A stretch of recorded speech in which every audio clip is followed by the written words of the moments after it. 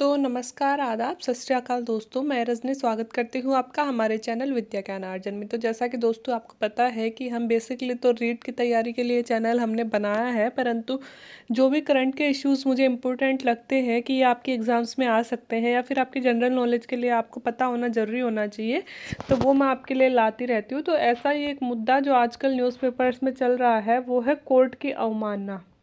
यहाँ पे थोड़ा सा क्लियर नहीं है, मैं बोल रही हूँ वो आप समझ लो। कोर्ट की अवमानना क्या है? अवमानना बहुत दिन से आप न्यूज़पेपर में पढ़ रहे होंगे, लेकिन बहुत सारे बच्चों के समझ में नहीं आता कि अवमानना होती क्या है ना। लेकिन ये हमारे लिए बहुत इंपॉर्टेंट टॉपिक है, क्योंकि जहाँ भी सवाल सुप्रीम कोर्ट की छवि का आता है दोस्तों, हमारा उच्चतम न्यायालय हमारे न्याय का प्रहरी नहीं, हमारे लोकतंत्र का प्रहरी कहा जाता है।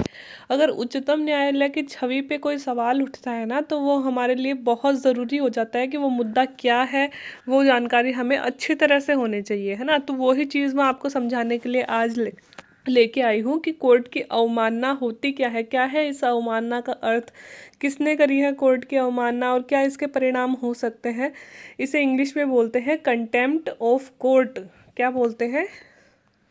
CONTEMPT,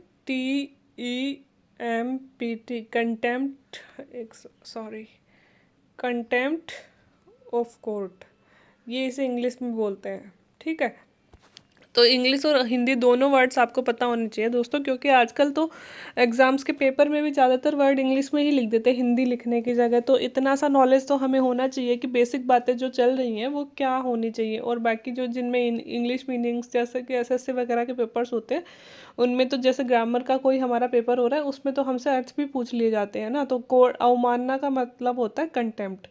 तो पढ़ते हैं क्या है कंटेम्प्ट ऑफ कोर्ट। आज आपको पूरी तरह से समझ में आ जाएगा, आगे जब भी न्यूज़ आएगी आप कंफ्यूज नहीं रहोगे। प्रशांत भूषण के साथ चल रहे कोर्ट के अवमानना केस में 20 अगस्त को सुनवाई होनी थी, और यह सुनवाई यह तय करने के लिए की जा रही थी कि यहाँ पे प्रशांत भूषण को सजा कितनी दी जाए। दोस्तों, प्रशांत भूषण जो एक सोशल वर्कर है और एक बड़े वकील भी हैं, है ना। और इसके साथ ही वो मतलब एक अच्छे क्रिटिक्स भी हैं, है ना, आलोचक भी रहे हैं, समालोचक भी रहे हैं, पेपर में भी उनके कई लेख आते रहते हैं। तो उन एक प्रसिद्ध व्यक्ति पर कोर्ट की अवमानना करने का केस चल रहा था, और इस केस की अंतिम सुनवाई 20 अगस्त को होनी थी। और इस सुनवाई में यह तय करना था कि कोर्ट की अवमानना करने पर प्रशांत भूषण को कितनी सजा दी जाए। सजा तय करने के लिए 20 अगस्त को इस केस की सुनवाई हुई है। आज जब मैं वीडियो रिकॉर्ड कर रही हूँ, आज है 21 अगस्त, तो मैं बताऊंगी आपको कि इसमें हुआ क्या 20 अगस्त को। यहाँ पे सबसे पहले सुप्रीम कोर्ट ने, SC का मतलब है सुप्रीम कोर्ट, उच्चतम न्यायालय, सर्वोच्च न्यायालय, उच्चतम न्यायालय, सुप्रीम कोर्ट एक ही मतलब है सबका। ठीक है, तो इतना बड़ा लिखा नहीं जाता, इसलिए मैं सुप्रीम कोर्ट इस तरह से लिख देती हूँ। यहाँ पे सबसे पहले सुप्रीम कोर्ट ने प्रशांत भूषण को यह कहा कि अगर आप कोर्ट से बिना शर्तों के माफ़ी मांग लेते हो तो हम आपको कोई सज़ा नहीं देंगे। सुप्रीम कोर्ट ने सबसे पहले प्रशांत भूषण को कहा कि भूषण जी, अगर आप कोर्ट से माफ़ी मांग लेते हो कि आपने कोर्ट की जो भी अवमानना की, आप मतलब बिना किसी शर्त के उसके लिए माफ़ी मांग रहे हो, तो हम आपको कोई सज़ा नहीं देंगे। लेकिन प्रशांत भूषण ने इसके बदले में जवाब दिया, I don't ask for any mercy in हैरेसफुली सबमिटेड टू एनी पेनल्टी, और sorry, I cheerfully submitted to any penalty. उन्होंने कहा कि मैं किसी प्रकार की माफ़ी नहीं मांगूंगा और मैं प्रसन्नता से जो भी आप सज़ा देंगे उन्हें स्वीकार करूंगा। ये प्रशांत भूषण का जवाब था, मतलब कि उन्होंने माफ़ी मांगने से भूषण जी ने मना कर दिया। ठीक है, अब पढ़ते हैं आगे की घटना कि आखिर हुआ क्या था और क्यों उनको सज़ा दी जा रही। यह केस 22 जुलाई को स्टार्ट हुआ था। 22 जुलाई को पहली, एक मिनट दोस्तों, 22 जुलाई को यह पहली बार सुर्खियों में आया यह केस, जब 22 जुलाई को सुप्रीम कोर्ट ने भूषण को एक नोटिस जारी करते हुए पूछा कि क्यों आपके खिलाफ केस नहीं लगाया जाना चाहिए, क्योंकि आपने कोर्ट की अवमानना करी है। मतलब एक नोटिस जारी किया भूषण के नाम पे, प्रशांत भूषण जी के नाम पे, और कहा कि आप स्पष्ट करो कि आपने कोर्ट की अवमानना की है, तो क्यों ऐसा हम करें कि आपके खिलाफ कोई केस दायर ना करें। ठीक है, उस समय यह सुर्खियों में आया और उस समय से यह केस शुरू हुआ। सुप्रीम कोर्ट ने कहा कि आपके ट्वीट कोर्ट की प्रतिष्ठा व CJI की प्रतिष्ठा को नीचा दिखाते हैं। कोर्ट की प्रतिष्ठा का मतलब है यहाँ न्यायपालिका की प्रतिष्ठा से, चाहे वह सुप्रीम कोर्ट, दोस्तों जो हमारे उच्चतम न्यायालय होते हैं और उच्च न्यायालय होते हैं, उच्चतम न्यायालय कौन सा, उच्चतम न्यायालय तो देश में एक ही है, बाकी हर स्टेट का या फिर दो स्टेट मिलकर अपना एक उच्च न्यायालय बनाते हैं, है ना। दो स्टेट का भी हो सकता है और मोस्टली तो एक एक स्टेट में एक होता है, लेकिन जो छोटे स्टेट हैं दोस्तों वो दो राज्य मिलकर भी एक सर्वोच्च मतलब एक उच्च न्यायालय रख सकते हैं। तो हर स्टेट का अपना एक हाई कोर्ट होता है ना। और इन सभी हाई कोर्टों के ऊपर एक होता है सुप्रीम कोर्ट, वह होता है उच्चतम न्यायालय। इसे बोलते हैं हाई कोर्ट को उच्च न्यायालय और सुप्रीम कोर्ट को बोलते हैं उच्चतम न्यायालय, ठीक है। तो सुप्रीम कोर्ट ने कहा कि जो आपने ट्वीट किए हैं ट्विटर पे, वो सुप्रीम कोर्ट की प्रतिष्ठा मतलब न्यायपालिका की प्रतिष्ठा, ये जो उच्चतम न्यायालय उच्च न्यायालय सभी प्रकार के कोर्ट आएंगे उन्हें हम मिलाकर बोलेंगे न्यायपालिका। तो इन्होंने न्यायपालिका की प्रतिष्ठा तथा सीजेआई, सीजेआई का मतलब होता है chief justice of India. Chief justice of India का मतलब भारत का मुख्य न्यायाधीश, मतलब जो सर्वोच्च न्यायालय का मुख्य न्यायाधीश होता है या फिर भारत का मुख्य न्यायाधीश होता है, उन्हें बोलते हैं सीजेआई। तो सीजेआई के पद को नीचा दिखाया। एक्चुअली दोस्तों हुआ ये था कि इन्होंने लगातार दो ऐसे ट्वीट किए, दो बार प्रशांत भूषण साहब ने दो ऐसे ट्वीट किए जिनमें सुप्रीम कोर्ट के बारे में कुछ कहा गया, और इन ट्वीटों के आधार पर ही सुप्रीम कोर्ट ने इसे कोर्ट की अवमानना समझा। तो सबसे पहले हम देख लेते हैं कि इन्होंने ट्वीट क्या किया था। एक्चुअली इनके ट्वीट इंग्लिश में थे, मैंने हिंदी में उन्हें ट्रांसफ़र कर दिया है। पहले ट्वीट में इन्होंने कहा था कि सुप्रीम कोर्ट पिछले 6 सालों से हमारे लोकतंत्र को नष्ट किया है। सुप्रीम कोर्ट ने 6 सालों से हमारे लोकतंत्र को नष्ट किया है, और इसमें सबसे बड़ा योगदान जो है वो है पिछले 4 सीजेआई जो आए हैं उनका। साफ साफ इन्होंने बोला है दोस्तों। सुप्रीम कोर्ट के बारे में इतनी बड़ी बात बोलने की किसी की हिम्मत होती नहीं है, क्योंकि सुप्रीम कोर्ट के खिलाफ अगर कोई कुछ बोलता है तो सुप्रीम कोर्ट को स्वयं को सजा देने का अधिकार उसके पास होता है ना। इन्होंने साफ कहा, तो ऐसा कोई एक सॉलिड पर्सनैलिटी जो होती है वो ही ऐसा बोल सकती है ना, उसमें ही इतनी हिम्मत होती है। तो इन्होंने साफ कहा कि जो पिछले 6 सालों में हमारी डेमोक्रेसी में जो डिग्रेडेशन हुआ है उसका जो कारण है वह सुप्रीम कोर्ट है, वो सुप्रीम कोर्ट ने ही किया। और सुप्रीम कोर्ट में भी लास्ट जो 4 सीजेआई आए हैं, एक तो जो वर्तमान सीजेआई है और पिछले जो 3 सीजेआई आए हैं, उन चारों ने मिलकर सुप्रीम कोर्ट की छवि मतलब हमारे लोकतंत्र को नष्ट किया है। पहला ट्वीट तो उनका ये था, ठीक है। दूसरे ट्वीट में उन्होंने कहा कि सीजेआई यहाँ पर देखो, उन्होंने हमारे जो सीजेआई हैं दोस्तों, मतलब अभी जो हमारे मुख्य न्यायाधीश हैं, उन्होंने एक फ़ोटो डाली थी, है ना। उनकी एक फ़ोटो आई थी, जो भाजपा के एक नेता थे, उनकी एक मोटरसाइकिल थी, वो मुझे मॉडल तो याद नहीं है, लेकिन बहुत महंगी मोटरसाइकिल थी, उस पर बैठे हुए फ़ोटो उनकी आई थी, है ना। तो दोस्तों एक्चुअली होता क्या है कि जो सीजेआई होते हैं ना, उनकी एक स्वयं की एक प्रतिष्ठा होती है। सीजेआई कभी भी किसी नेता के साथ नहीं दिख सकता, मतलब जो मतलब व्यक्तिगत मित्र किसी नेता का नहीं हो सकता। घरेलू रिश्ते अलग होते हैं, लेकिन पब्लिक में, क्योंकि सुप्रीम कोर्ट का यह मतलब काम ही यह होता है कि वह सारे राजनीतिक मुद्दों से ऊपर उठकर अपनी छवि को निष्पक्ष बनाए रखे, है ना। दूसरा सीजीआई वगैरह जो होता है, ये अपनी जैसी जिंदगी नहीं जी सकते जैसा एक नॉर्मल इंसान होता है। इनकी एक प्रतिष्ठा होती है, वो सारे देश इनको एक मॉडल के रूप में देखता है ना। तो उनकी कुछ छवि होती है स्पेशल। तो इसमें जब उस फोटो में भाजपा नेता के साथ उनकी बाइक चलाते हुए उनको देखा गया हमारे सीजीआई को, तो उस मुद्दे पर मतलब बहुत सारी बहस या फिर वो फोटो जो थी वो सुर्खियों में आ गई थी। तो उसी फोटो पे ट्वीट करते हुए प्रशांत भूषण ने लिखा था कि सीजेआई जो यहाँ पे है, मतलब हमारे जो मुख्य न्यायाधीश है, वो 50 लाख की मोटरसाइकिल चला रहे हैं, और वो भी बिना हेलमेट और बिना मास्क के। ना उन्होंने हेलमेट लगा रखा था, ना उन्होंने मास्क लगा रखा था, वो भी ऐसे समय पे जब सुप्रीम कोर्ट लॉकडाउन के मोड में है। ये उस समय की बात है जब पूरे देश में लॉकडाउन चल रहा था, साथ ही सुप्रीम कोर्ट भी बंद था, और सिटीजन को मूल अधिकार और न्याय से वंचित किया जा रहा है। उन्होंने कहा कि इस ऐसे समय में जब पूरे देश में लॉकडाउन चल रहा है, सुप्रीम कोर्ट में भी लॉकडाउन चल रहा है, हम अपने ही न्याय मूल अधिकारों से वंचित हो रहे हैं। उस समय में हमारे जो सीजीआई है वो 50 लाख की मोटरसाइकिल की राइडिंग एंजॉय कर रहे हैं, और वो भी बिना हेलमेट और बिना मास्क के, ठीक है। तो ये एक जनरल ट्वीट था, है ना। लेकिन ये ट्वीट किस पे था? ये ट्वीट था बहुत बड़े जो प्रतिष्ठित पद माना जाता है हमारा, उन पे, मतलब चीफ जस्टिस ऑफ इंडिया पे। इन दोनों ट्वीट्स को कंटेम्प्ट ऑफ कोर्ट माना गया। ये जो दोनों ट्वीट है इन्हें कोर्ट की अवमानना माना गया। अवमानना मतलब कोर्ट की एक तरह से बेइज्जती करना हो गया, ठीक है। अब हम देखते हैं क्या है कोर्ट की अवमानना। संवैधानिक भाषा में कोर्ट की अवमानना को कैसे समझाया गया है। Contempt of court 1971। दोस्तों ये रूल जो आया था वो 1971 का है, के अनुसार कोई भी मुद्दा जो किसी भी कोर्ट के अधिकार को कम करे या नष्ट करे या फिर किसी भी न्यायिक प्रणाली में दखल अंदाजी करता है या फिर न्याय के प्रशासन में कोई भी बाधा डालता है वह कोर्ट ऑफ कंटेम्प्ट है। परंतु कोर्ट अवमानना की व्याख्या भी केवल सुप्रीम कोर्ट ही कर सकता है। देखो सबसे बड़ा मुद्दा यही है कि देखो कोर्ट ऑफ कंटेम्प्ट 1971 में क्या कहा गया है कि वो कोई भी मुद्दा जो सुप्रीम कोर्ट के अधिकार को कम करता है या फिर कम करने की कोशिश करता है या फिर नष्ट कर देता है या फिर कोई भी न्यायिक प्रणाली में दखलंदाजी करता है या फिर न्यायिक प्रशासन में बाधा डालने की कोशिश करता है, वैसा कोई भी ट्वीट हो, चाहे कोई बात हो, चाहे कोई कार्य हो, चाहे कोई संकेत हो, उन सभी को कोर्ट ऑफ कंटेम्प्ट माना जाएगा। परंतु वास्तव में ये तो इतनी सी एग्जाम्पल, इतनी सी परिभाषा यहाँ पे लिखी गई है, लेकिन हमें कैसे पता चलेगा कि भाई जो इन्होंने प्रशांत भूषण जी ने जो ट्वीट किया था वो कोर्ट की अवमानना कर रहा है कि नहीं कर रहा है ना। तो अब इसको कैसे स्पष्ट करें, इस परिभाषा में तो नहीं आ रहा है भाई, इससे न्यायिक प्रणाली में क्या बाधा हुई है ये तो हमें नहीं पता चल रहा है, या फिर ये कोर्ट के अधिकार को किस तरह से कम कर रहा है ये भी नहीं पता चल रहा है। लेकिन लास्ट में एक लाइन और इसमें जोड़ दी गई कि कोर्ट की अवमानना क्या होती है, इसकी व्याख्या भी केवल सुप्रीम कोर्ट ही कर सकता है। सुप्रीम कोर्ट को ही यह तय करने का अधिकार दिया गया है कि कोर्ट की अवमानना में किस चीज़ को रखा जाएगा, किस चीज़ को नहीं रखा जाएगा।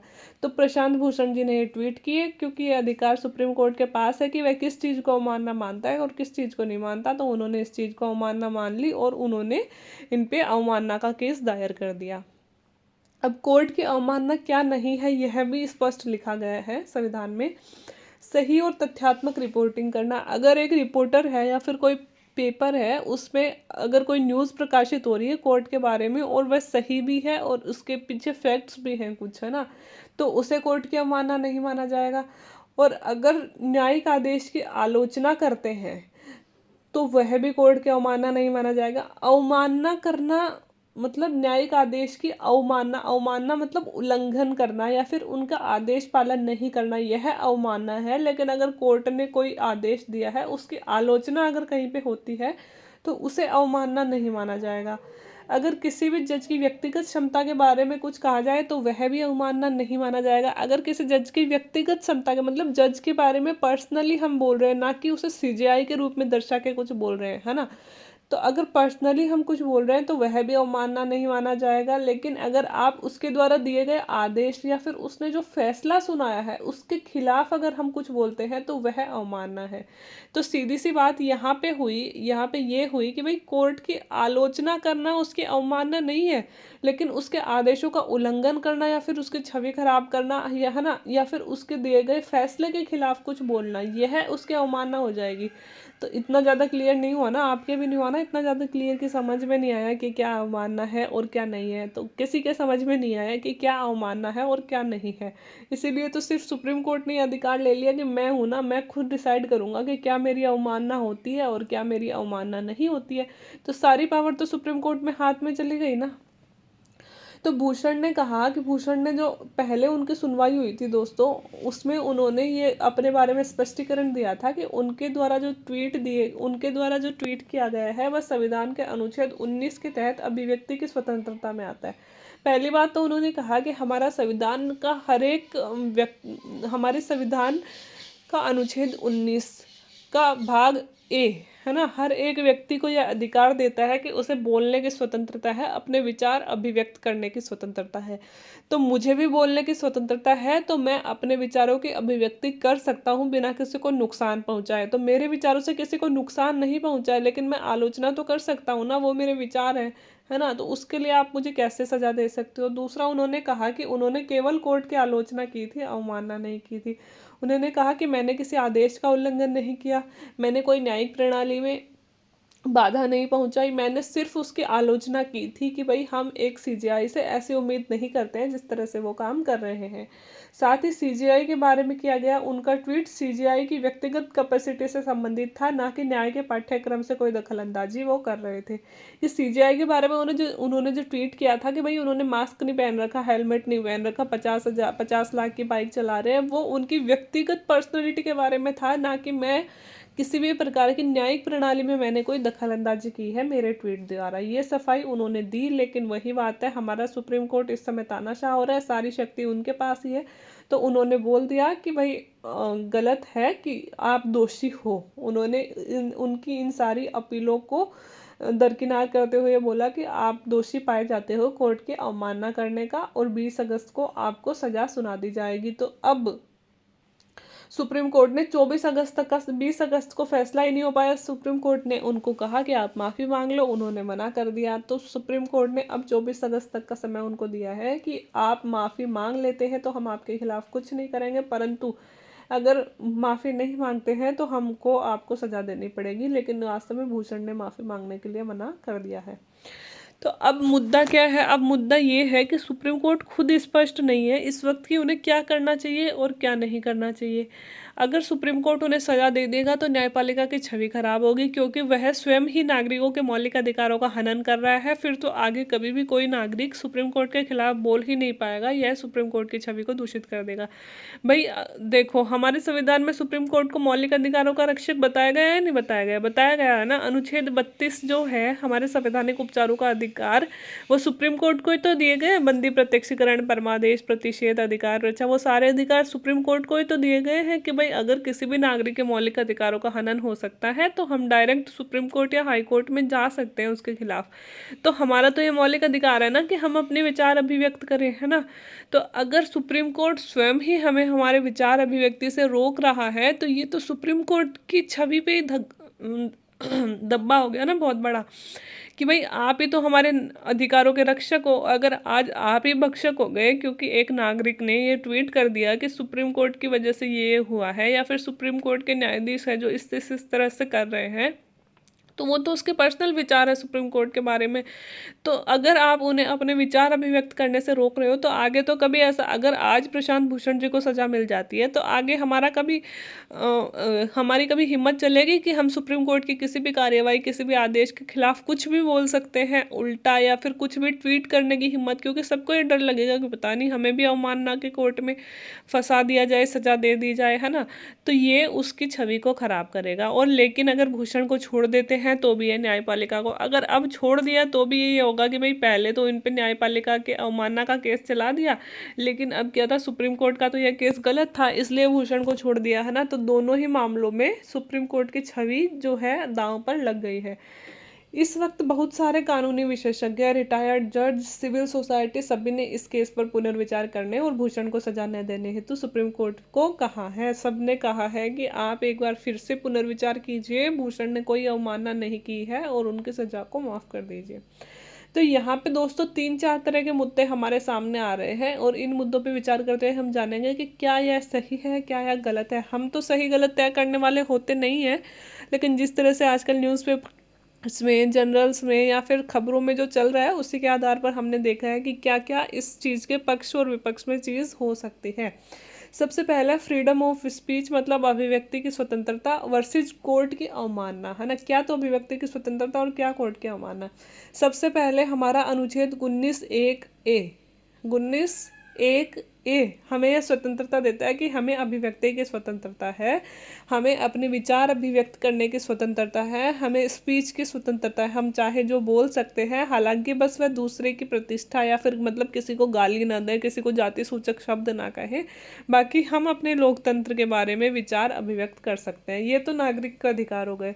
साथ ही अनुच्छेद 129 के तहत सुप्रीम कोर्ट के पास भी यह अधिकार है कि सुप्रीम कोर्ट के पास अपनी अवमानना को नुकसान पहुंचाने वाले लोगों को सजा देने की शक्ति है, और स्वयं की अवमानना की व्याख्या करने का अधिकार भी स्वयं सुप्रीम कोर्ट के पास ही है। तो यह अधिकार स्वयं सुप्रीम कोर्ट के पास ही क्यों है, यही ही तो प्रश्न है कि भाई सुप्रीम कोर्ट को भी यह अधिकार है अनुच्छेद 129 के तहत कि अगर उसकी कोई अवमानना करता है तो वह सरकार को नहीं कहेगी इसे सजा दो, वह स्वयं उसे सजा सुनाएगी।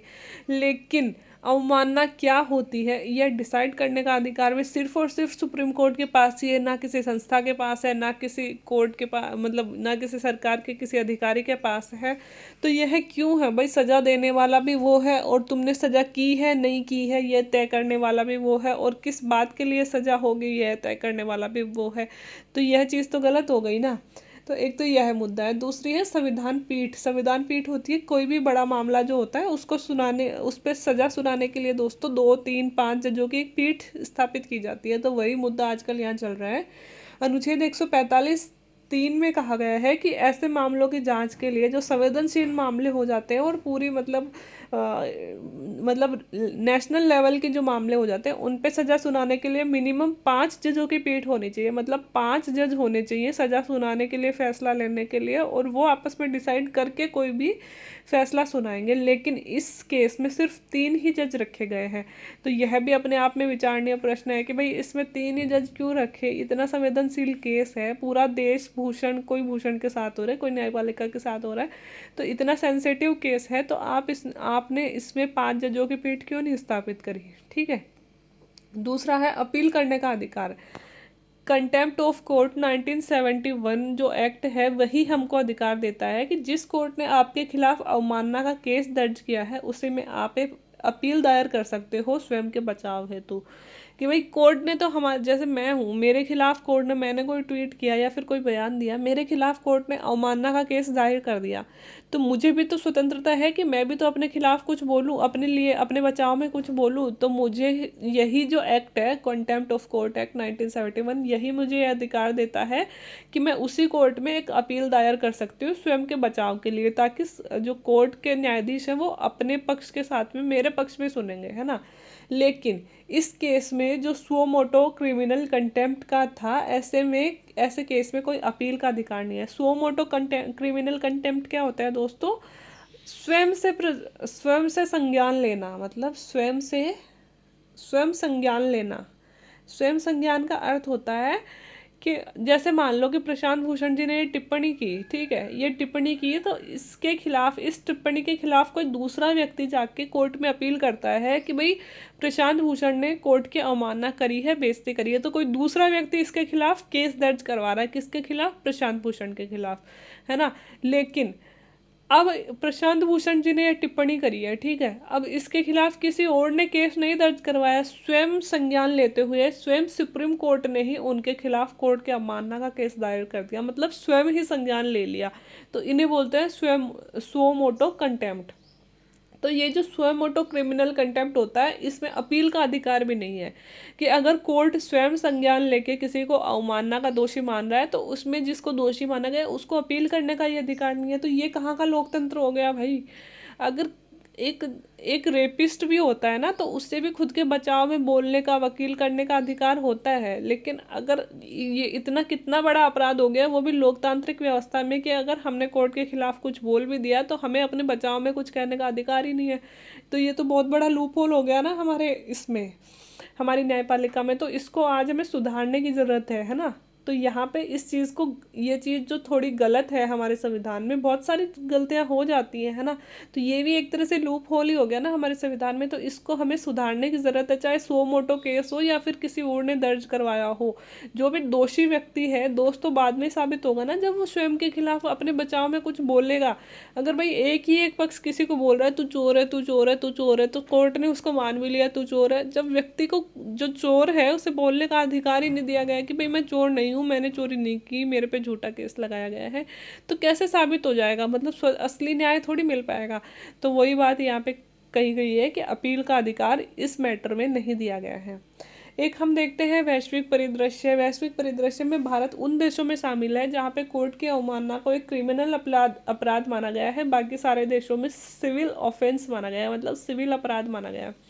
कि बहुत बहुत ही कम देश है जहाँ पे कोर्ट ऑफ कंटेम्प्ट या फिर कंटेम्प्ट ऑफ कोर्ट को एक आपराधिक मामला माना गया है ना। बाकी मोस्टली देशों में आज जो भी प्रोग्रेसिव डेमोक्रेसी है, मतलब आगे बढ़ती हुई लोकतांत्रिक व्यवस्था जहाँ पे है, उन सभी में कोर्ट ऑफ कंटेम्प्ट को एक सिविल अपराध माना गया है। मतलब क्रिमिनल ऑफेंस का मतलब होता है यहाँ पे जेल और फाइन दोनों होगी। इसमें मैक्सिमम शायद 6 साल की जेल हो सकती है और फाइन हो सकता है ना। और जो सिविल ऑफेंस है दोस्तों, उसमें सिर्फ फाइन ही होता है, जेल शायद नहीं होती है, या फिर जेल ही होता है, इतना मुझे अंतर नहीं पता है। लेकिन इतना है कि हमारे यहाँ पे इसे क्रिमिनल ऑफेंस मान लिया गया है, जहाँ पे जेल और सज़ा दोनों हो सकती है, जेल और फाइन दोनों हो सकता है। ठीक है, तो यह भी वैश्विक परिदृश्य से हमें कुछ सीखना चाहिए। जो आगे बढ़ती हुई डेमोक्रेसी है, प्रोग्रेसिव डेमोक्रेसी है दुनिया की, उनसे सीख के हमें यहाँ भी थोड़ा सा सुधार करने की ज़रूरत है। और स्वयं सुप्रीम कोर्ट भी स्पष्ट नहीं है कि कोर्ट की अवमानना किसे कहा जाए, किसे नहीं कहा जाए, क्योंकि भाई जो अब वर्तमान जज है उन्होंने तो अवमानना मान ली इस चीज़ को, लेकिन जो रिटायर्ड जज है वो लोग खुद ऐसे बोल रहे हैं कि हमें यहाँ पे सुधार करने की ज़रूरत है। प्रशांत भूषण जी गलत नहीं है, जबकि वो भी रिटायर्ड जज रहे हैं। तो मतलब कोर्ट स्वयं ही इस चीज़ के लिए मतलब फिक्स्ड नहीं कर पा रहा है कि क्या अवमानना मानूं और क्या अवमानना नहीं मानूं। तो वास्तविक परिदृश्य अगर देखें तो आज न्यायपालिका की छवि खतरे में है, क्योंकि बहुत सारे कंट्रोवर्शियल केस जो हैं वो पहले से चल रहे हैं, जैसे कि सीएए, मतलब जो सिटीजन अमेंडमेंट एक्ट है, जो हमारे नागरिक सुधार जो कानून बनाया गया है हमारी नागरिकता में, है ना, एक तो वो, और दूसरा जम्मू कश्मीर में जो इंटरनेट बंद कर दिया जाता है लगभग 1-1 साल तक, दूसरा वो, है ना। तो ऐसे कई केस हैं जो चल रहे हैं और बहुत सेंसिटिव मुद्दे हैं, है ना, जिनका बड़े लेवल पे देश में विरोध हो रहा है। उनमें तो कोर्ट ने अभी तक फैसला नहीं दिया है, जबकि स्वयं के अवमानना के केस में कोर्ट ने 10-15 दिन में ही आखिरी निर्णय भी सुना दिया। तो ये कितना सही है भाई, जो और भी तो सेंसिटिव मुद्दे हैं, कोर्ट के अवमानना इतना बड़ा मुद्दा हो गया क्या कि आपने 10-15 दिन में कोर्ट का आखिरी फैसला भी सुना दिया। जबकि सीए जैसे जो एक्ट हैं, इसके अलावा जो जम्मू कश्मीर में इंटरनेट बंदी, और भी कई तरह के एक्ट चल, और भी कई तरह की केस सुप्रीम कोर्ट में चल रहे हैं, जिन पे फैसला सुनाना जरूरी है, लेकिन जिन पे तो फैसला आ ही नहीं पा रहा है, और इस पे इतनी जल्दी फैसला आ गया। इस प्रकार सुप्रीम कोर्ट वर्तमान मामले में एक ऐतिहासिक निर्णय द्वारा अपनी छवि को पुनर्जीवित कर सकता है, जिससे अदालत की अवमानना के मुद्दे पर स्पष्ट दिशा निर्देश शामिल होने चाहिए। तो वर्तमान में सुप्रीम कोर्ट के पास में एक ऐसा मुद्दा है कि इस जो केस है इस पे ऐसा ऐतिहासिक फैसला सुनाया जाए कि अपनी जो धूमिल होती छवि है, पिछले कुछ वर्षों में जो न्यायपालिका की छवि है दोस्तों, उसमें डिग्रेडेशन आया है, तो उस छवि को पुनर्जीवित कर ले, ऐसा फैसला सुना सकती है। और जो कोर्ट की अवमानना है उस मुद्दे पर स्पष्ट दिशा निर्देश बना दिए जाए कि हाँ, अगर ये चीज़ें की तो ये अवमानना होगा, और ये चीज़ें की तो ये अवमानना नहीं होगा। तो ये था आज का लेक्चर। उम्मीद है कि आपको अवमानना समझ में आ गई होगी। फिर भी ना समझ में आई हो तो मुझे बता दीजिएगा। अगर आगे 24 अगस्त को इस पर क्या फ़ैसला आता है तो मैं एक और लेक्चर इस पर बनाऊँगी, तब आपके सामने ये स्पष्ट कर दूँगी। अगर कुछ समझ में नहीं आया हो तो वीडियो देखने के लिए थैंक यू वेरी मच।